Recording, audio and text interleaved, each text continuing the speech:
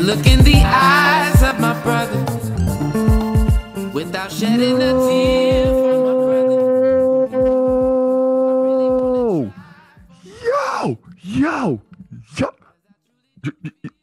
Yo, welcome back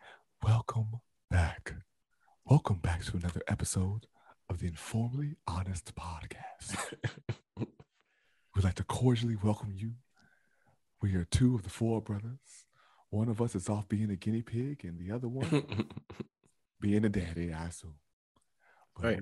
welcome y'all back to another episode of this here informal honesty. Thank you. Thank you kindly. Yeah, first time joining us. We are four brothers usually, but two brothers today.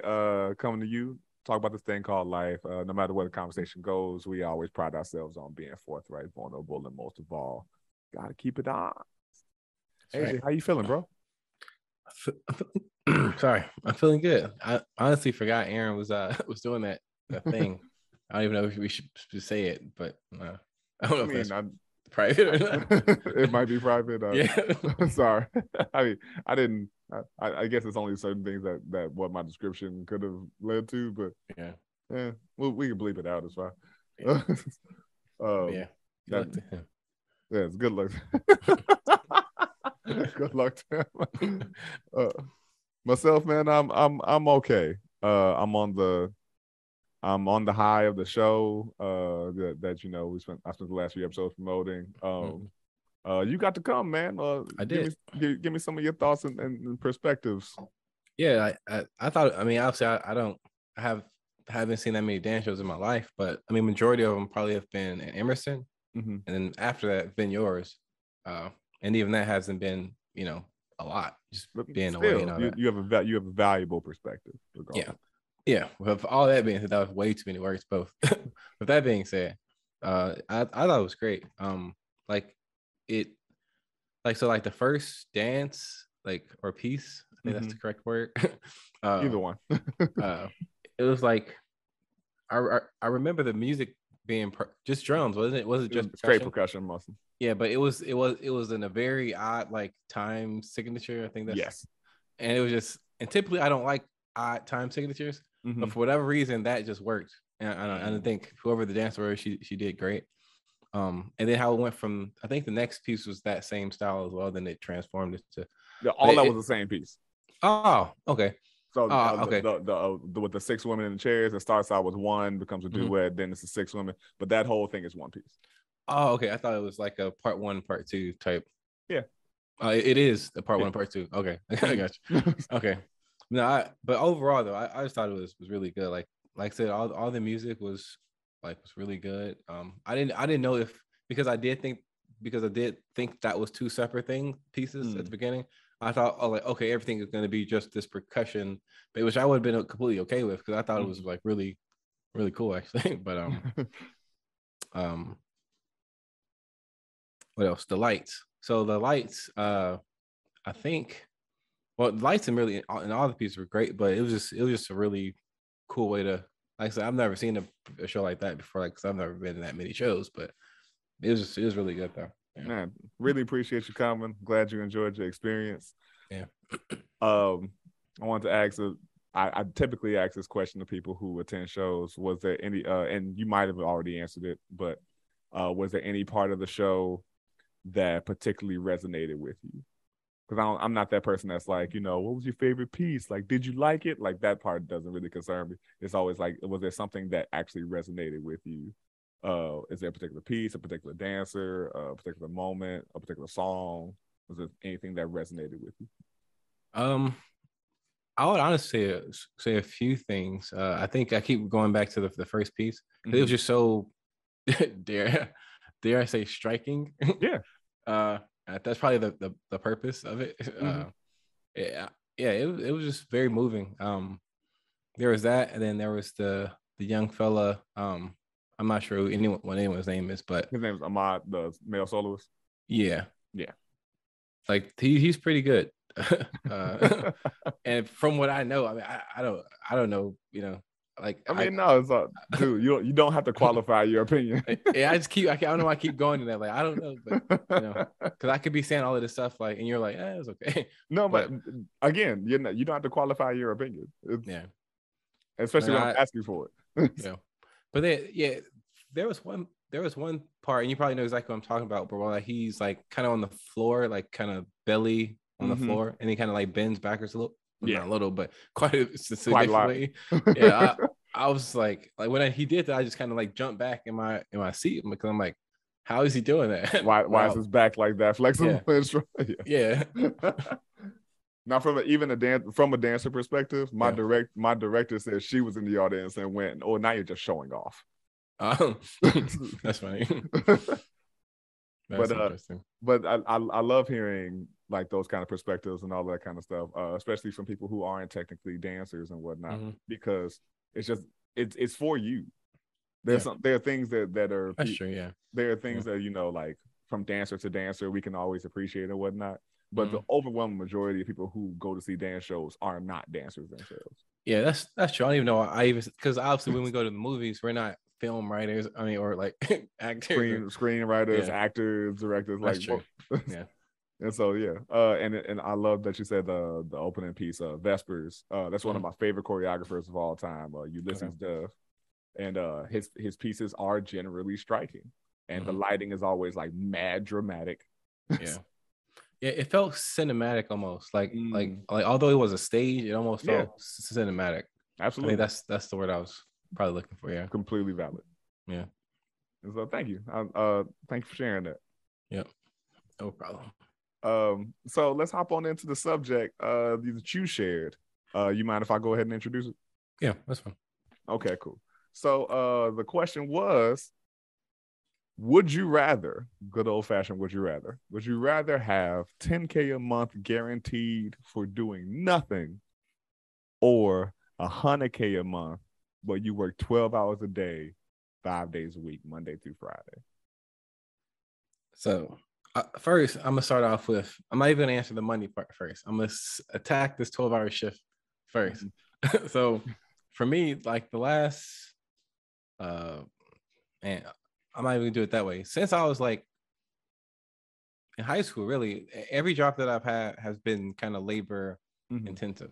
Okay. So for me, I'm looking at this like 12-hour shifts, 12-hour shifts of what I've done over the last X amount of years. Like, do I want to do that? No, I don't.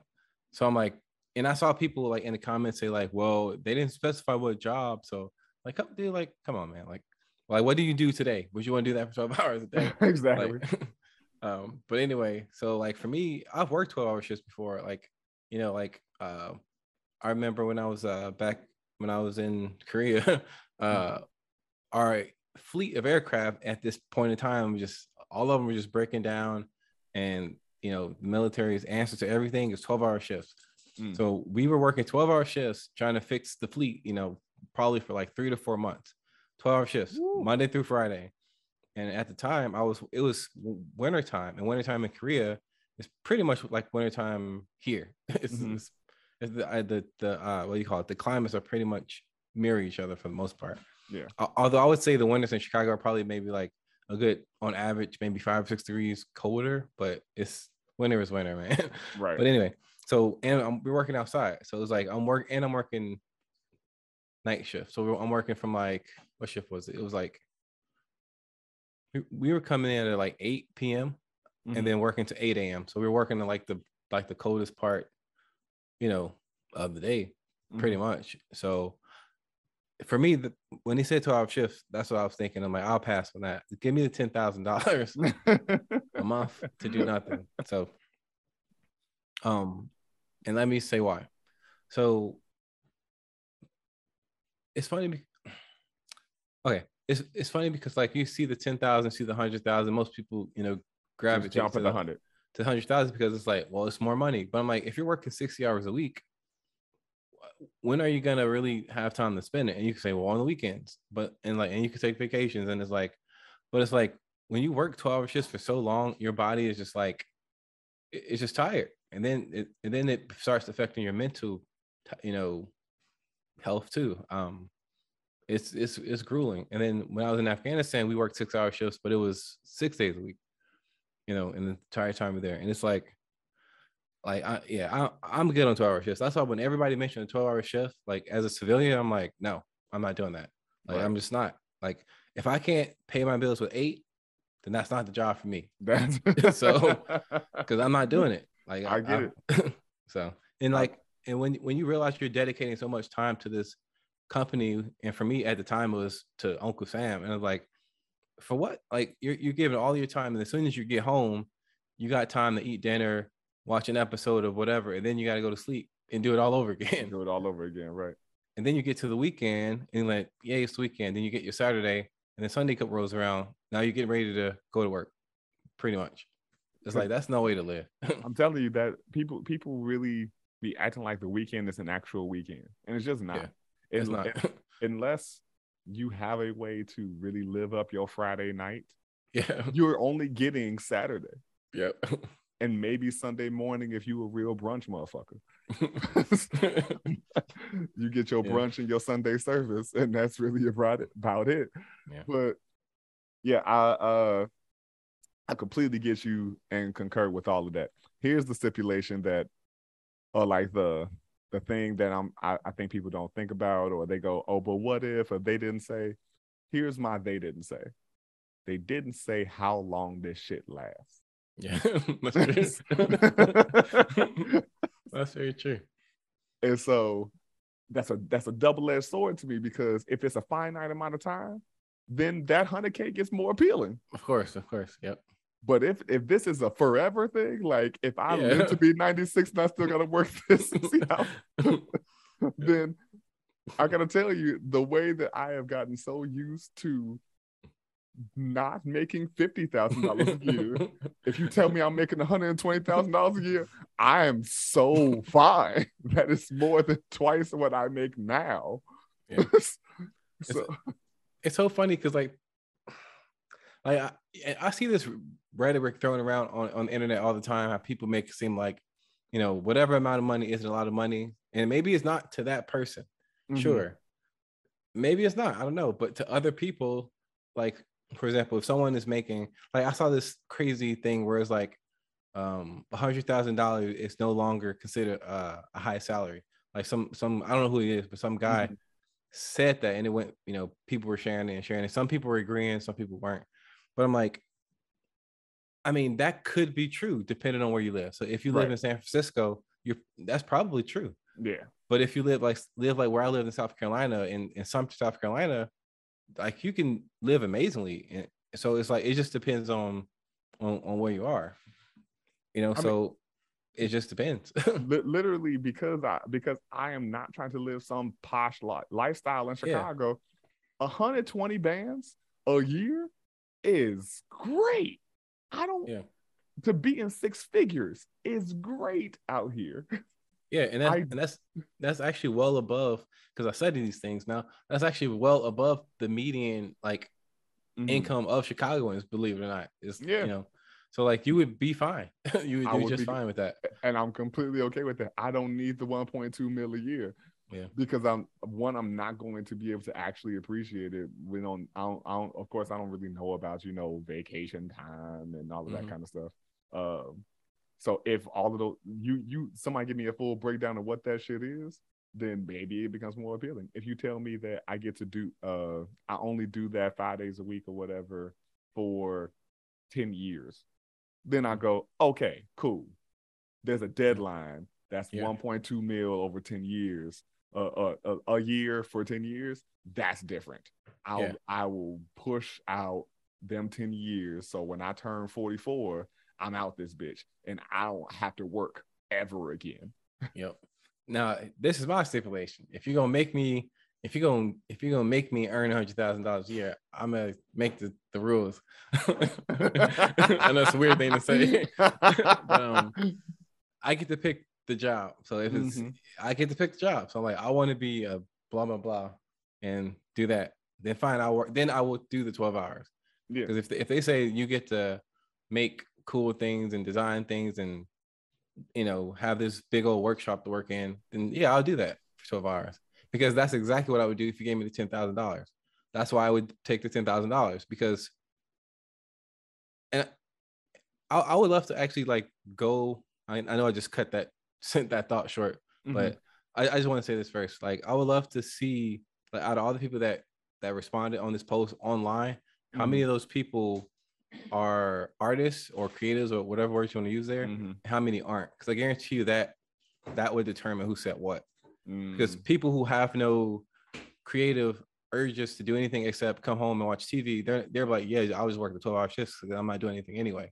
Right. People that have a hobby or a desire to do things, you know, other than make someone else rich and go to work every day, those people will probably be more likely to say, give me the 10,000 because there's plenty I can do with my time that is, you know, because you tell me I'm making 10,000 with no obligation. Yeah. Now, if we wanted to get like really into the semantics, they're like, nah, in order to earn the 10,000, you got to legitimately do nothing. That's different. Like, well, yeah. If that's the case, then yeah. That'd be a crazy fucking stipulation. Yeah. But if you're telling me that I don't have to work, right, then yeah, give me the 10,000 because what I'm gonna do is I'm gonna go to Southeast Asia and live like a legitimate emperor. So I mean, like, I mean, to be honest with you, there you could go to most places on the planet and live okay off of $10,000 a month. Like, absolutely, even places that are really expensive, like Scandinavia, all those northern European countries that are really expensive, you can still live pretty nicely off of $10,000 a month. 10,000 American anyway. Yeah, American. Yeah.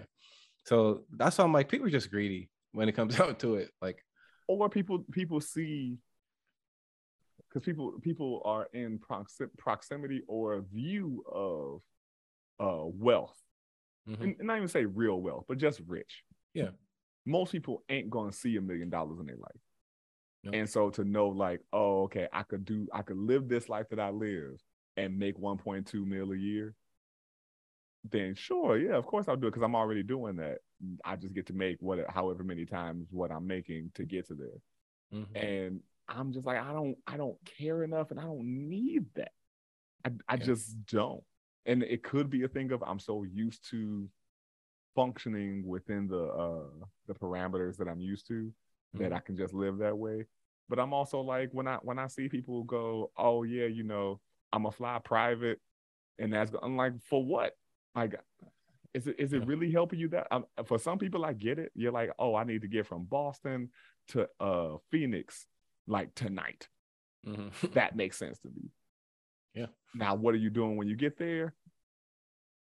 You're like, oh, I'm doing a show for 60,000 people. That makes sense. You should go do that because you're gonna make that money back. That's true.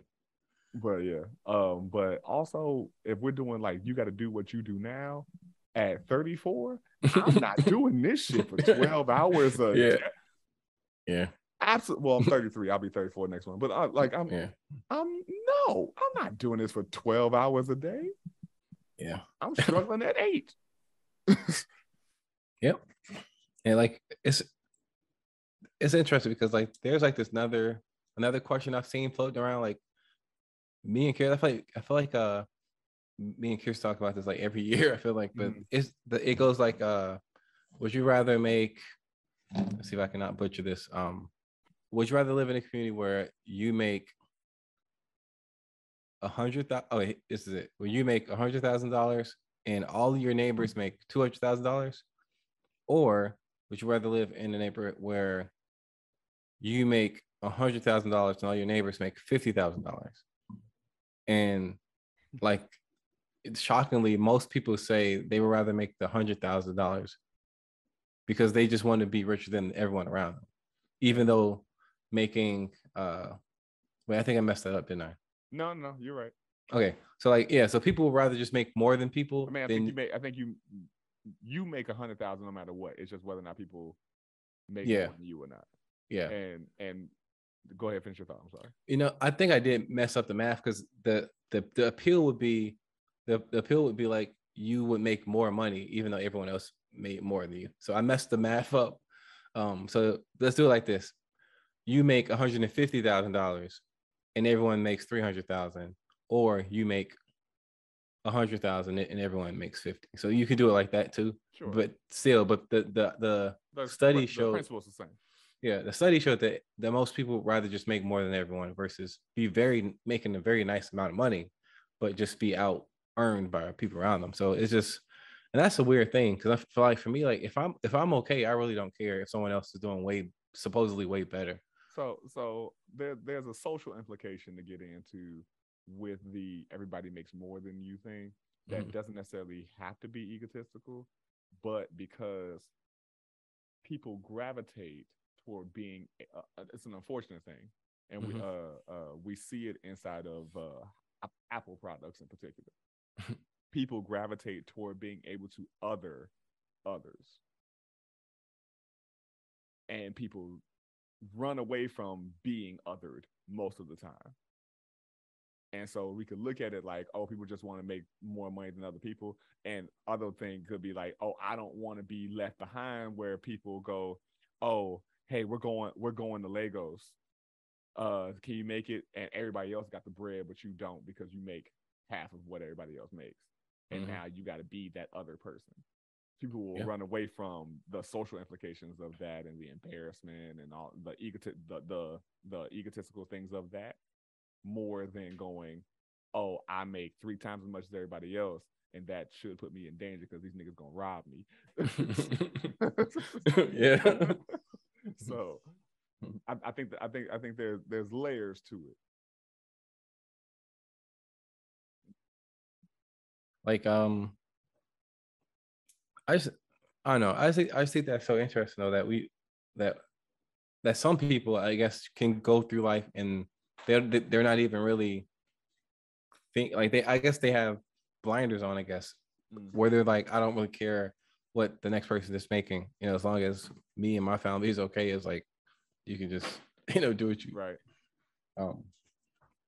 And make sure I'm putting a bow on this for anybody who's like, oh, he's just saying that because he hates Apple products. I do hate Apple, but I was putting it in that because there is like psychological warfare that happens between Apple and Android, where people do that whole thing of, too many of y'all motherfuckers, I'm speaking directly to y'all, too many of y'all motherfuckers care too much about being able to other others, and so you're like, oh my god, it's fucking green bubble, and like, yo, does this shit really fucking matter? Or the fact that Apple makes it so that they can send videos between their devices, but make sure that Android can't. You mean like that they can't send it to so like so the thing with Android technology is that because they compress videos, you can't text videos. Oh, okay.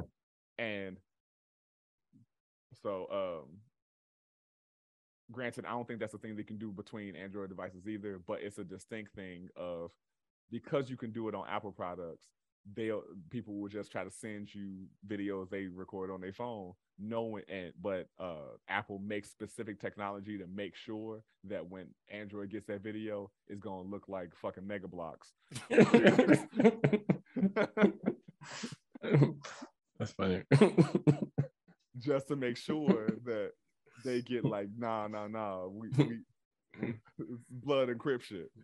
Yeah, I get what you mean. Now, like, yeah, people are very team. I mean, people are tribal. Yeah, and we have our things. Like, people are very like that in the photography and camera world. You have your Canon people and Sony people and Nikon, and it's like, no matter how good another camera is, their mind won't allow them to say that, yeah, it's a good camera.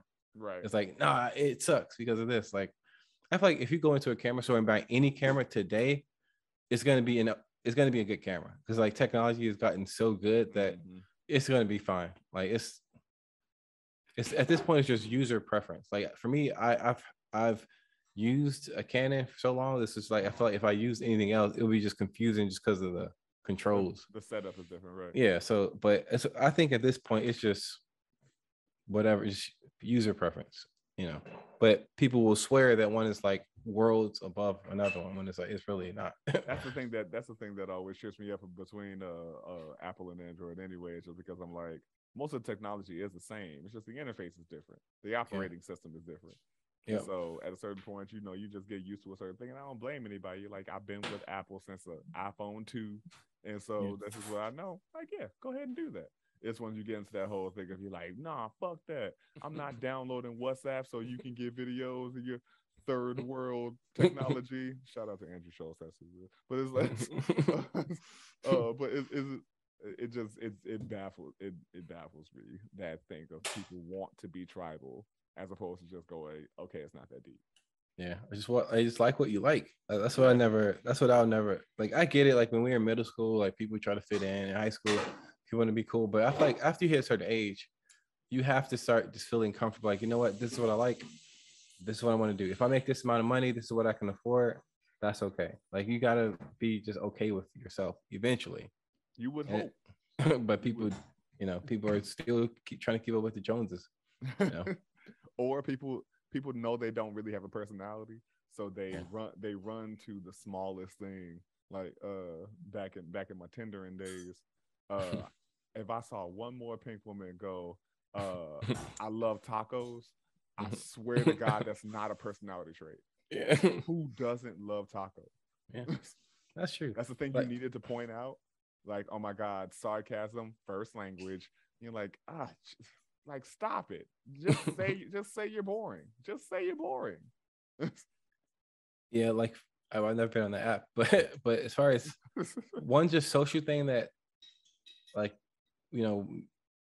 I've always thought was kind of interesting is how people will put like their whole, I guess, but their whole like okay, like if people were like video games, like if this was a video game world, like some people, you'll go on their Instagram and like all of their like attributes are listed.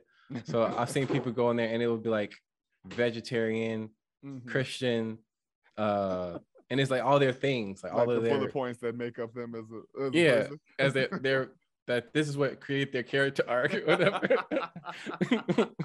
Like yoga instructor, like, okay, so that they're really good in like situations where they got to be it's like in all these things that create them. I know, and it's like everyone wants to be in a clique, so it's like, and the more cliques you're in, is like the cooler you are. I can get that. I think it's how should I say?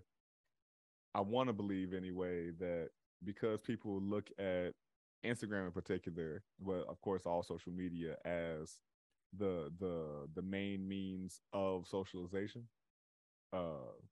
they'll go, okay, instead of get like, how should I say?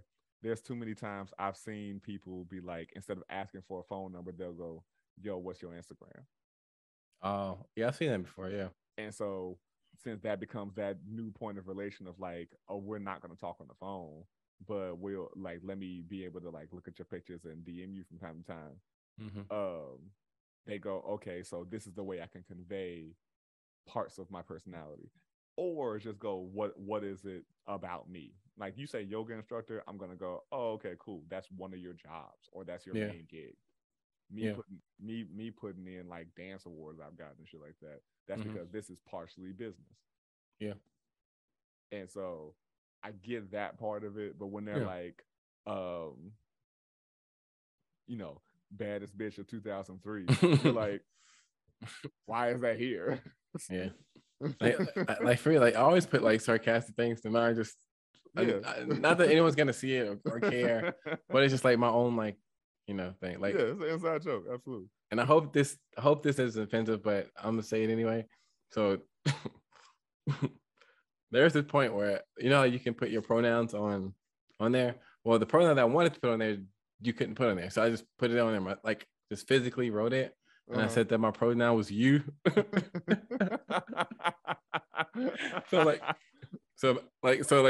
I was like, man, sometimes I wish I could write sketch comedy, but someone else acted out.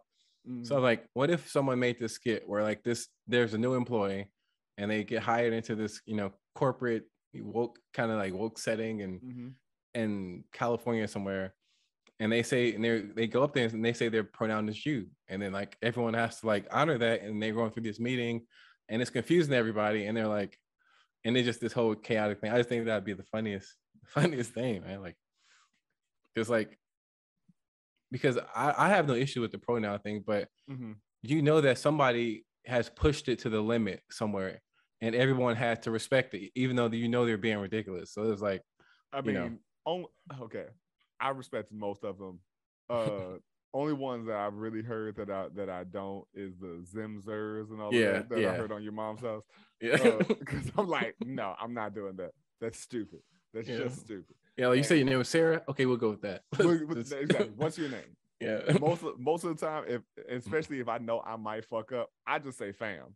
Yeah,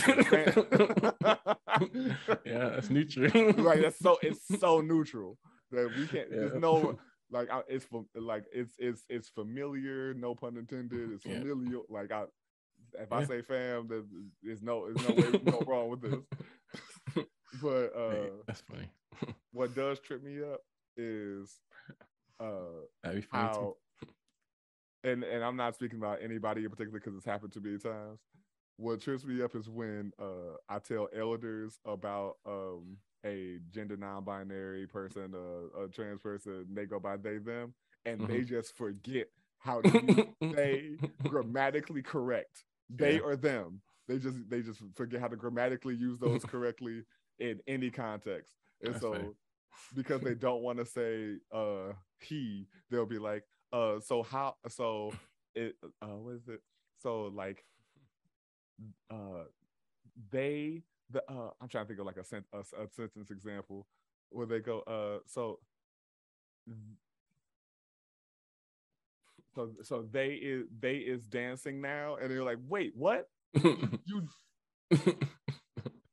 if we were speaking about two people, you would know how this works. Yeah. Just pluralize everything because they don't want to look at one way. It's not complicated to me personally. It's just always funny to me when they're like so how is they? I'm like, wait, how did you just forget how that nothing's different of what you say grammatically? That's funny. Yeah, but that's funny. Yeah, we veered off from the original thing, but I'm clear that I'm good with the 10K. You give me 120,000 a year, I'm fantastic. Yeah, me too. But now I'm really, I got to go back to this. But now, like, it would be even funnier if someone said their pronouns was fam/famo.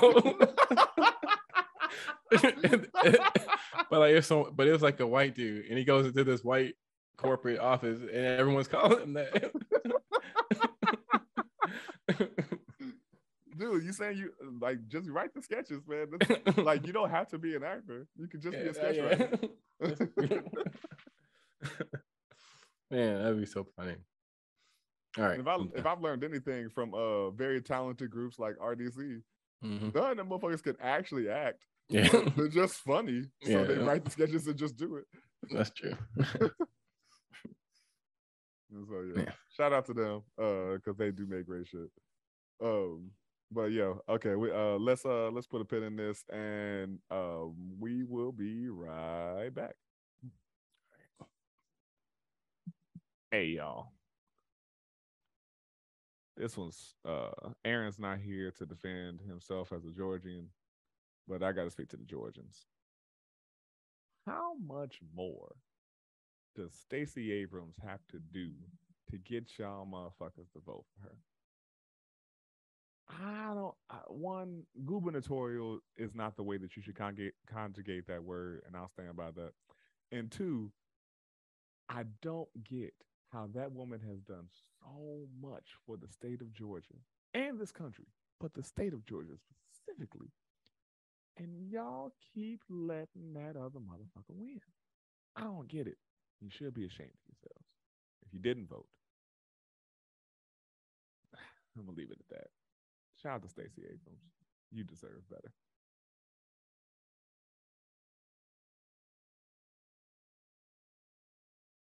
Part 2, motherfuckers. This is not about the previous thing, but I got to say this.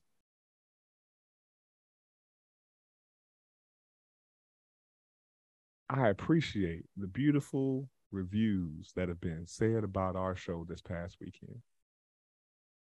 But two things in particular really, really just uh, thickened my grits, if you will. And one, to the reviewer that wrote my name as Joshua L. Simon. Spell check, my nigga. Spell check is a valuable thing. Because I'm sure happened is it auto-corrected to that because Ishman is not a word. And it's your job in the editing process to make sure that you are giving proper credit to the people that you are giving credit to. And I'm grateful that you want to mention my name as one of the choreographers and a member of our artistic team. But then you spelled my name fucking Simon. And then the other person who was talking about the piece that we referred to earlier, Vespers, and they said, deeply rooted choreographer Ulysses Dove. First of all, Ulysses Dove's been dead for a long time. He's not deeply rooted choreographer. We were blessed to be able to do Ulysses Dove's work. He's not a deeply rooted choreographer. I don't think he was alive at any point that Deeply Rooted has been in existence. I don't remember the exact year that he died, but Deeply Rooted came to be in 1996. Pretty sure he died, if not before, very close to that time. So I need you to get your facts straight and pay attention to how you phrase these things, because he is a legendary choreographer. And you do a disservice by not giving him the proper credit of treating him like the legend that he was and still is. So to the both of you, with love, get your shit together. So you know how I said we will be right back? I really meant we were done. That's kind of the end of the episode. But we're doing a short one today, y'all. So we do appreciate y'all for listening. We do appreciate you for tuning in. And please send your love to Marco, send your love to Aaron, send your love to our families and loved ones and everybody. Send all the love to you and your loved ones. We appreciate y'all for tuning in to another episode of the InforMILLy Honest podcast. Rolling strong. We're always trying to be stronger. So share it with a friend, contribute to us on Anchor. Any money you put toward it does help us to improve for future episodes. And you know the deal. You can write us InforMILLyHonestPodcast@gmail.com. Send us some subjects to talk about. Tell us something in the current media that we may not want to talk about, but we'll talk about it for you. You want us to talk about Drake being on the long list of Negroes to say some stupid shit about Megan Thee Stallion? We'll talk about that that dumb light bright motherfucker. You want us to talk about any other stupid ass shit in the media? As long as some new thing Kanye said, Kyrie saying he's gonna retire because he shared a movie link to a movie that I assume is actually anti-Semitic, but just something about Black Hebrews. I don't know. I don't know any of the things. I didn't read up on it. Don't hold me accountable. But yeah, we'll talk about those things too. We love you. We appreciate you. Adam, you got any last thoughts? And I do actually. Go for it. And it's actually really short. We have to stop. I think I mentioned this on Facebook because I just kept seeing stuff about the Kyrie Irving thing. Like you reminded me. I'm not even really commenting on him, but more so about we have to stop putting so much weight into what like celebrities say. Like people are be really ready to ride, for like Kyrie and Kanye West. Like if you like them as artists and entertainers, that's fine, but people put so much of themselves into supporting them, it just gets a little bit ridiculous. Even if what they're saying is right. I mean, it's just like it just gets to a point where it looks like a cult, after a while. So that's it. That's valid. So yeah, with that, tune in next week. This is episode 95. Almost to 100, y'all. Let's get this to 100 listeners for our 100th episode. That'd be fantastic. We appreciate you. Tune in on YouTube for all the visuals, and Adam be adding all the stuff. And yeah, whatever the conversation goes, whatever connection you make, and whatever composite of your social interactions and conglomerates are, We encourage, empower, and implore you to always be forthright, be vulnerable, and most of all, motherfucking on. All right, much love. Can't look in the eyes of my brother without shedding a tear for my brother. I really wanna try for my brother, 'cause I truly do feel for my brother.